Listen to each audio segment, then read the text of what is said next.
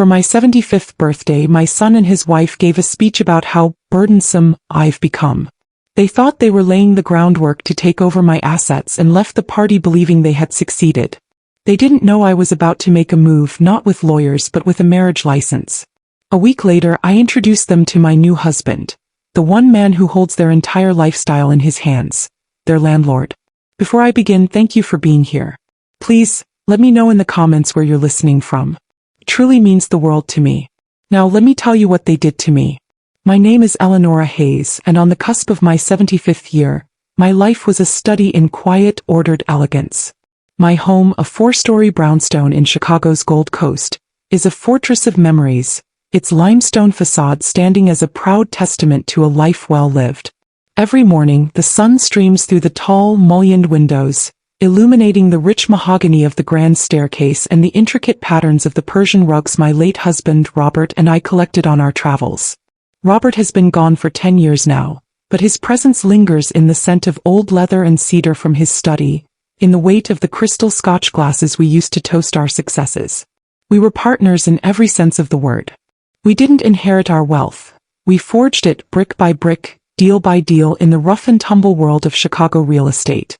Robert was the visionary, the one who could look at a derelict warehouse district in the West Loop and see luxury lofts with exposed brick and skyline views. I was the architect of the operation, the one with the head for numbers and the eye for detail, the one who managed the books, the properties, and the people. I remember our first major deal, a dilapidated meatpacking plant that everyone else saw as a teardown. Robert saw the potential, but the bank saw only risk. It was my meticulous, 30-page prospectus, complete with financial projections and market analysis, that finally convinced them to give us the loan. We poured our entire savings into that project, working 18-hour days for over a year. The day the last loft sold, making us millionaires for the first time, Robert popped a bottle of champagne and lifted his glass. "To the vision," he said. I lifted mine and replied, "And to the execution." That was us. Vision and execution. Together we built an empire.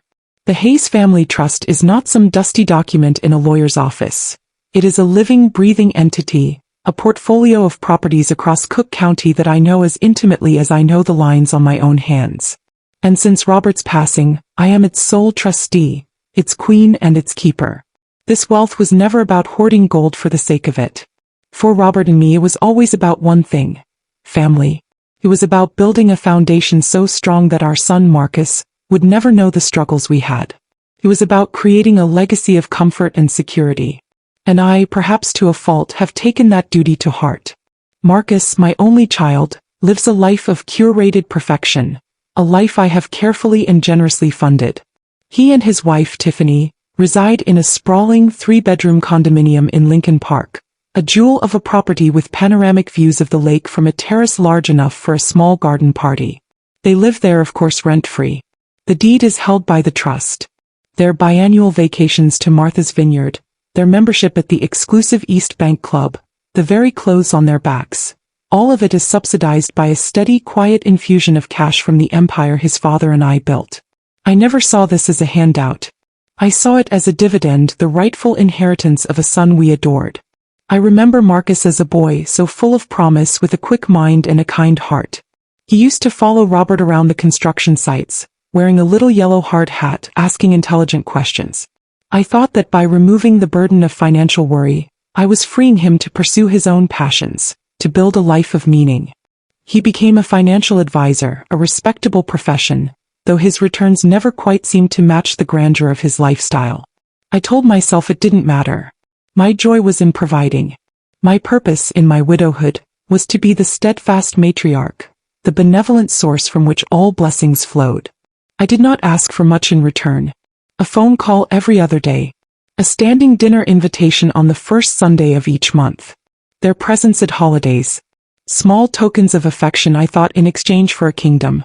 I was the architect of their gilded cage, and for a long time, I believed they were happy to live within it, singing my praises. I failed to realize that to those who have never had to work for the gold, the bars, no matter how gilded, eventually start to feel like a prison. And the keeper of the keys starts to look like a warden. The change was subtle at first, a slight cooling in the air, a dissonance in the familiar melody of our family dynamic. It began as most erosions do with language. The weekly check-in calls from Marcus, once filled with genuine if brief inquiries about my week, slowly morphed into a kind of gentle interrogation, cloaked in the language of concern. "Just checking in on you, Mom," he'd say, but the follow-up questions were always the same. "Are you feeling all right? Managing the stairs okay? Have you spoken to Charles at the investment firm lately?" He wasn't asking about my health, he was probing for weakness. He wasn't asking about my financial advisors out of curiosity. He was testing the security of the vault. Tiffany, my daughter-in-law, became even more transparent in her own way. Her compliments, once merely effusive, now carried a transactional edge. "Eleonora, you look so wonderful," she'd gush during our monthly dinners. "We must make sure you stay healthy for years and years to come. Have you thought about updating your will? Just to make sure everything is streamlined for your own peace of mind, of course." She spoke of my last will and testament as if it were a household appliance in need of a tune-up, a simple matter of efficiency. She seemed to forget that for a will to be executed, a life must first end. One afternoon, during a lunch she had insisted upon, she brought out a glossy brochure for a place called the Willow Creek Estates. It was a high-end assisted living facility. "I just thought for the future," she'd said, pushing it across the table. "It has a golf course and 5-star dining. It's for people who want to maintain their lifestyle, but without the burdens of a big house." The implication was clear. My home was a burden. My life was a burden. She was already trying to move me out of my own home and into a gilded cage of her choosing. The whispers grew louder. About 6 months ago, I arrived at their condo a few minutes early for our dinner. The doorman, a lovely young man named Javier, whom I always made sure received a generous Christmas bonus from the trust, greeted me warmly and sent me up. I let myself in with my own key, a key to a property I owned, and heard Tiffany's voice drifting from the living room. She was on the phone, her voice a conspiratorial murmur. I know, she was saying, a sigh of theatrical exasperation in her tone. It's a lot. You have no idea. Every decision has to be run by her. Every little thing. It's a full-time job just managing her.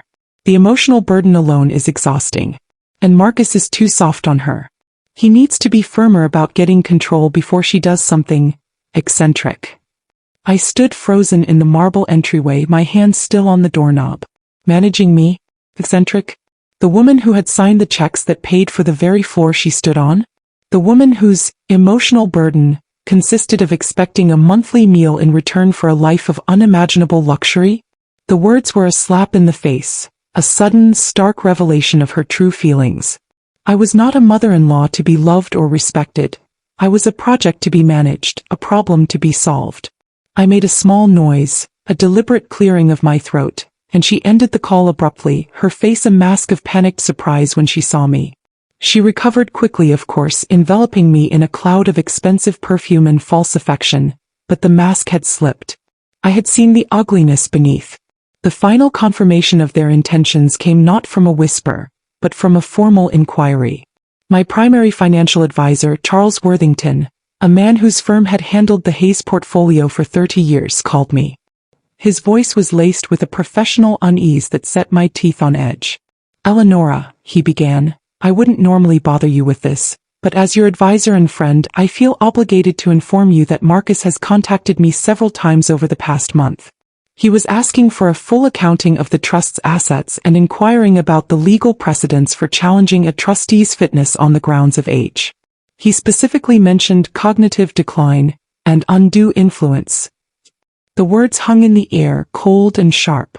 He wasn't just probing for weakness anymore. He was actively researching how to exploit it. He was building a case. He was laying the groundwork to have me declared incompetent, to seize control of the empire my husband and I had bled for. The gilded cage I had built for them was no longer enough. They wanted the keys. And they were willing to burn down the keeper to get them.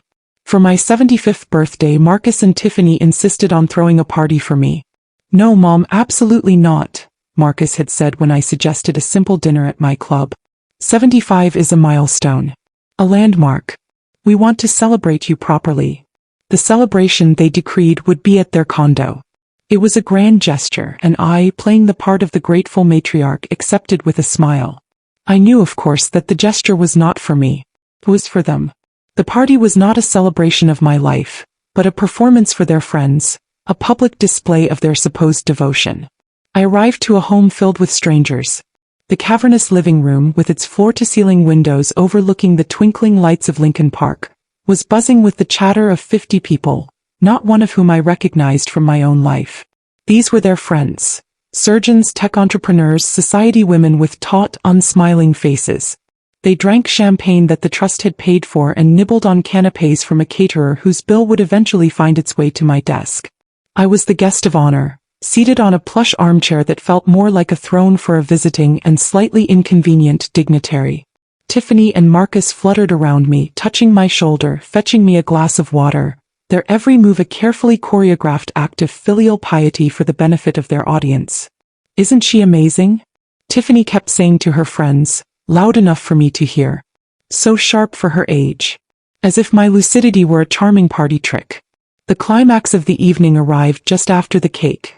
A towering, multi-layered confection that was surely more for Instagram than for eating had been wheeled out. Marcus tapped a crystal glass with a spoon, a practiced gesture, and a hush fell over the room. He stood in the center of the living room, Tiffany beaming at his side, her hand possessively on his arm. "Friends," he began, his voice smooth and resonant.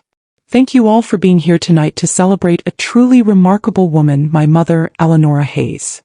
He smiled at me, a perfect, polished smile that did not reach his eyes. He spoke of my strength, my intelligence, my business acumen. He recounted a few well-worn anecdotes about my life, stories I was sure he had rehearsed. It was a flawless, if impersonal, tribute. And then the shift came. It was subtle, a masterful pivot in tone. "And as my mother enters this new venerable chapter of her life," he continued, his voice taking on a graver, more somber note, "we as her family are faced with a new and profound responsibility." He paused, letting the weight of the word hang in the air. "It is the sacred duty of children to care for their aging parents, to honor their legacy by protecting them. It is a journey that comes with its challenges, of course. It requires patience, sacrifice, and a deep, abiding sense of duty." I sat perfectly still, my hands clasped in my lap, my face a serene mask. I watched the faces of his guests. They were nodding, their expressions a mixture of sympathy and understanding. They weren't seeing a son honoring his mother. They were seeing a dutiful son nobly accepting his burden. My mind was a cold, efficient machine, connecting this public performance to the phone calls, the brochure for the assisted living facility, the inquiries to my lawyer. This was not a speech, it was an affidavit. He wasn't finished. "The responsibility can be heavy," he said, looking around the room, making eye contact with his friends. "There are complex decisions to be made, financial and personal. It requires a steady hand to guide the ship. And we, Tiffany and I, are prepared to provide that steady hand. We are ready to shoulder that burden, to ensure that my mother's golden years are free from stress and worry." There was the word, burden. He had said it. He had wrapped it in the silken language of love and duty, but he had said it. He was not celebrating me. He was delivering my eulogy. He was publicly declaring me a fragile, vulnerable creature in need of his protection.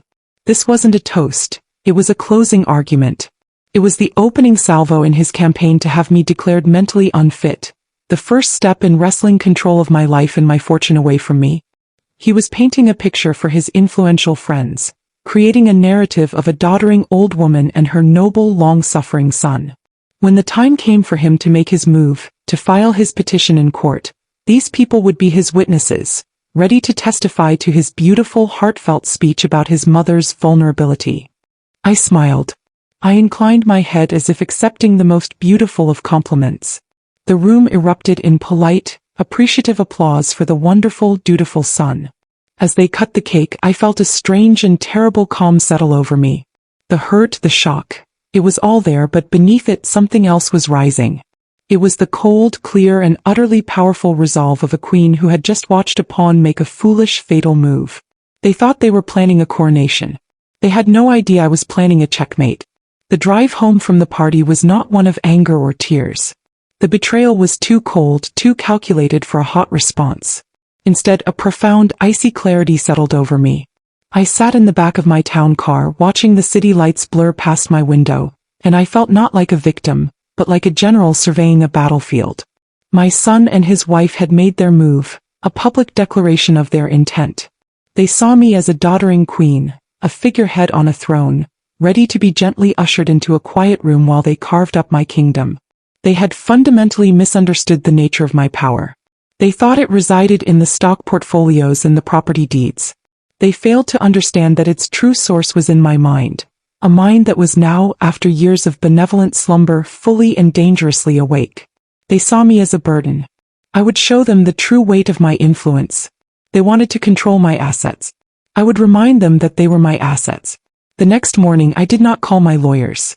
A legal battle would be messy, public, and exactly what they expected. It would feed their narrative of a confused, elderly woman lashing out. My response needed to be elegant, precise, and utterly unexpected. It needed to be a move they could never see coming. I sat at the antique secretary desk in my study, the one Robert had bought me after our first big real estate deal, and I made a single phone call. Blackwood Property Management. A professional voice answered. "Good morning," I said. "This is Eleanor Hayes. I'd like to speak with Silas, please." Silas Blackwood had been a fixture in my life for over 40 years. He was the president and founder of the firm that managed the day-to-day operations of the entire Hayes family trust portfolio. He had been a friend and trusted colleague to Robert, and after Robert's death he had become an invaluable advisor to me. He was a man of immense integrity, a tall, distinguished widower of 70 with a quiet strength and a mind as sharp as my own. He knew every one of my properties, every lease, every tax law, and I suspected he knew my son. He came on the line immediately, his voice a warm, respectful baritone. "Eleonora, it's good to hear your voice. Is everything all right?" "Everything is about to be, Silas," I replied. "I'd like to invite you to dinner. Here at my home. Tonight. There is a matter of some urgency regarding the trust one wished to discuss." That evening, Silas arrived at my brownstone, not as a property manager but as a friend. We sat not in my formal dining room, but in the cozy breakfast nook overlooking my small walled garden. I poured him a glass of the good Scotch Robert had loved, and I told him everything. I told him about the whispers, the overheard phone call, the inquiries to my financial advisor. And then I told him about the birthday party, about Marcus's speech, about the word burden. Silas listened, his face impassive but his eyes full of a deep, knowing sympathy. He was a discreet man, a professional to his core, but he had managed our properties for decades. He had seen Marcus and Tiffany treat service staff with disdain. He had fielded their entitled demands for unnecessary upgrades to their condo. He was a silent witness to their character. When I finished, he was silent for a long moment, swirling the amber liquid in his glass. "I am not surprised, Eleonora," he said finally, his voice low. "But I am deeply sorry. You deserve better." He then confirmed my darkest suspicions. "Marcus contacted my office last month," he admitted, his gaze direct. "He wanted a copy of the condo's deed and the trust's founding documents. He was asking hypothetical questions about a trustee's fiduciary duties and the process for transferring property out of a trust into a private name." There was the final piece of the puzzle. He wasn't just planning to take over the trust. He was planning to dismantle it, to carve out the choicest pieces for himself. "He sees the trust as his birthright," I said, a cold fire in my voice. "And he sees me as the obstacle standing in his way." "He is a fool," Silas stated simply. "He has mistaken your generosity for weakness." We sat in comfortable silence for a while, two old soldiers who understood the world and the people in it. In that moment, looking at this strong, decent man who had respected me and my husband for our entire adult lives, an idea began to form in my mind. It was audacious, brilliant, and utterly perfect. It was a move so far outside their realm of imagination they would be blindsided. Our dinners became a regular occurrence over the next week. We spoke of business, yes, but we also spoke of life, of loneliness, of the past and the future. We discovered a shared love for jazz, a mutual disdain for modern architecture, and a deep, easy companionship that neither of us had expected to find again at this stage of our lives. A genuine, slow-blooming affection was taking root, nurtured by decades of mutual respect. One evening, as we finished our coffee, I looked at him directly. "Silas," I began, my heart beating a little faster. "My son and his wife are concerned about my future. They worry about me being alone. They believe I need a steady hand to guide me. A small wry smile touched his lips. As I said, Eleonora, they are fools. Perhaps, I said, a smile of my own forming. But I have decided to take their concerns to heart. I have decided that I do, in fact, need a partner to help me manage my affairs as I enter my golden years. I paused, letting the words settle. And I was hoping that partner might be you. I laid my hand on his on the table. Silas Blackwood, would you do me the honor of becoming my husband? The surprise in his eyes was real, but it was quickly replaced by a look of profound understanding, and then a slow, brilliant smile. He understood the strategy instantly. But he also, I believe, understood the sincerity beneath it. He turned his hand over and clasped mine. Eleonora Hayes, he said, his voice full of a warmth that enveloped me. Nothing would make me happier. The trap was set. The pieces were in place. All that remained was to summon the unsuspecting players to the board for the final move. A week after my birthday party, I had my assistant call Marcus. The message was simple and, to him, irresistible. Your mother would like to schedule a family meeting to discuss her future and the management of the Hayes Family Trust. Please be at her home on Thursday at 4 o'clock. They arrived at my brownstone at precisely 4, their punctuality a testament to their greed. I watched from the upstairs window as they got out of their car, a sleek black Mercedes that the trust had paid for. Marcus was wearing a tailored suit, looking every bit the serious businessman ready to take the helm. Tiffany was beside him, dressed in a sharp cream-colored dress, her expression a carefully composed mask of loving concern. They looked like vultures who had scented a dying animal, circling for the final, inevitable feast. They thought they were coming to witness a surrender. I had them shown into the main drawing room, a formal space I rarely used, dominated by a large fireplace and portraits of my and Robert's parents. I wanted the full weight of our family's history to bear down on them. I had arranged 2 high-backed chairs before the fireplace, and I waited for them there, seated, with Silas Blackwood by my side. Before they arrived, Silas and I had a quiet moment. Ready for the performance? He'd asked, giving my hand a reassuring squeeze. Hi dear, I'd replied. I've been directing this play for a week. I'm merely waiting for my actors to take the stage. When they entered the room, they stopped short. Their eyes, which had been scanning the room with a proprietary air, now fixed on Silas. I saw a flicker of confusion, then annoyance on Marcus's face. He saw Silas not as a guest but as a functionary, a member of the staff who was intruding on a private family matter. Mom, Marcus began, his tone oozing a false warmth as he advanced into the room. What's Mr. Blackwood doing here? I thought this was a family meeting. It is, I replied, my voice calm and clear. Silas is here because he is now an integral part of this family's future. Please sit. They exchanged a look, a silent communication of impatience, and sat on the sofa opposite us. They perched on the edge of the cushions, their bodies tense with anticipation. They were ready for me to begin my speech of capitulation. I let the silence stretch for a moment, enjoying the look of strained politeness on their faces. Marcus, Tiffany, I began, my voice as smooth as polished marble. I have been doing a great deal of thinking since my birthday party. Your toast, Marcus, was particularly moving. It made me realize that you are right. At my age, one must be prudent. One must plan for the future and ensure one is not a burden to one's loved ones. I saw a flicker of triumph in their eyes. They thought their performance had worked. They believed I was about to hand them everything they had ever wanted. Your concerns about my well-being, about me being alone in this large house, have touched me deeply, I continued, my gaze steady. And so, I have taken a significant and decisive step to secure my future, to ensure my happiness and to provide me with the companionship and support I so clearly need. I paused, letting the anticipation build. Marcus leaned forward slightly, his mask of concern barely concealing the avarice beneath.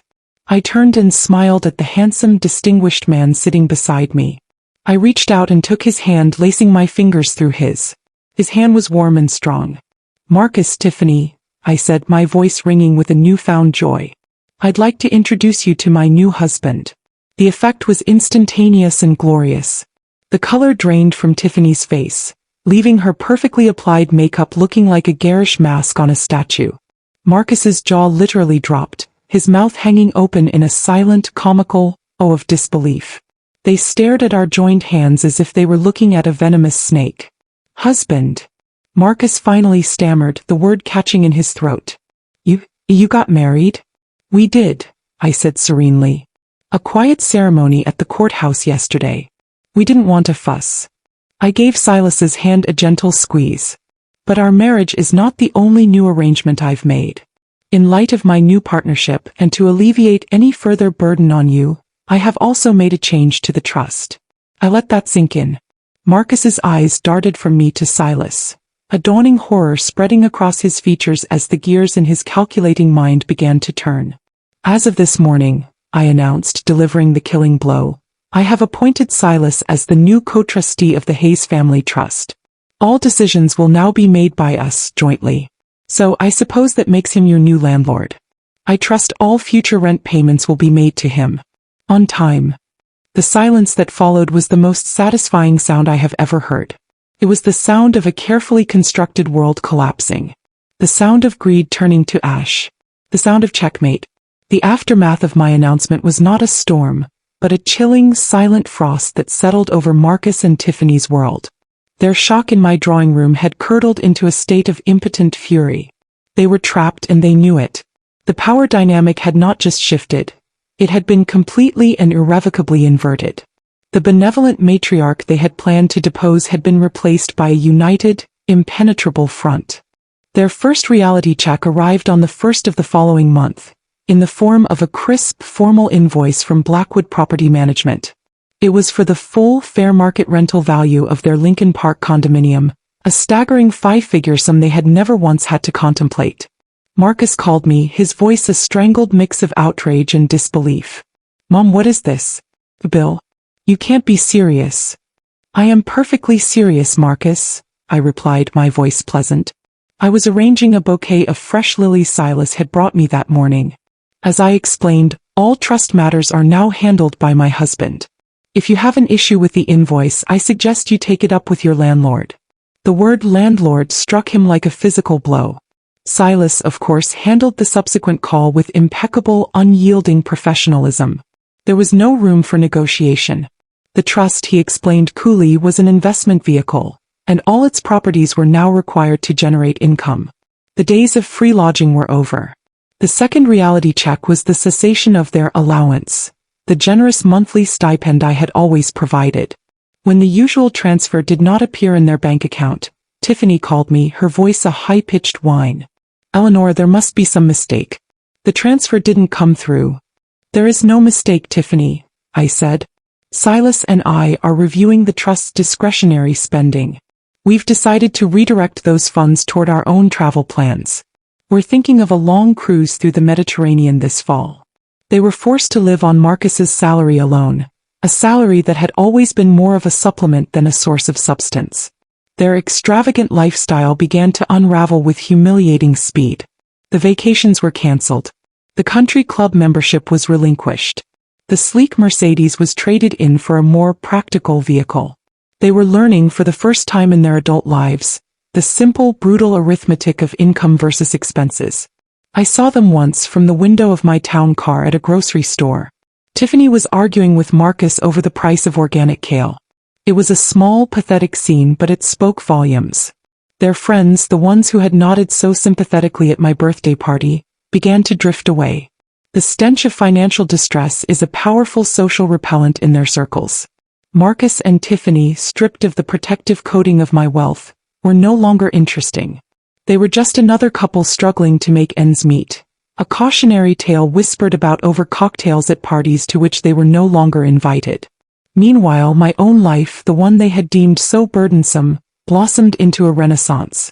My home, once quiet and orderly, was now filled with laughter and jazz music. Silas moved into the brownstone, and his presence was a comforting, steady warmth. We spent our evenings not in front of the television but talking for hours, sharing stories, planning our future. He taught me how to play chess, and I discovered a ruthless, strategic mind I never knew I possessed. We took long walks along the lakefront, his arm linked through mine, two people who had found an unexpected and beautiful new beginning in the autumn of their lives. My revenge was not in their struggle but in my own liberation. By trying to cage me, they had set me free. They had forced me to break out of the self-imposed role of the endlessly giving matriarch and to reclaim my identity as Eleanora Hayes, a sharp, powerful woman who was the architect of her own life. 6 months after my wedding, Silas and I sat on the balcony of a beautiful suite on a cruise ship, watching the sun set over the Amalfi coast. The sky was a brilliant tapestry of orange and purple. I raised my glass of champagne to my husband, my partner, my friend. To new beginnings, I said, my heart full.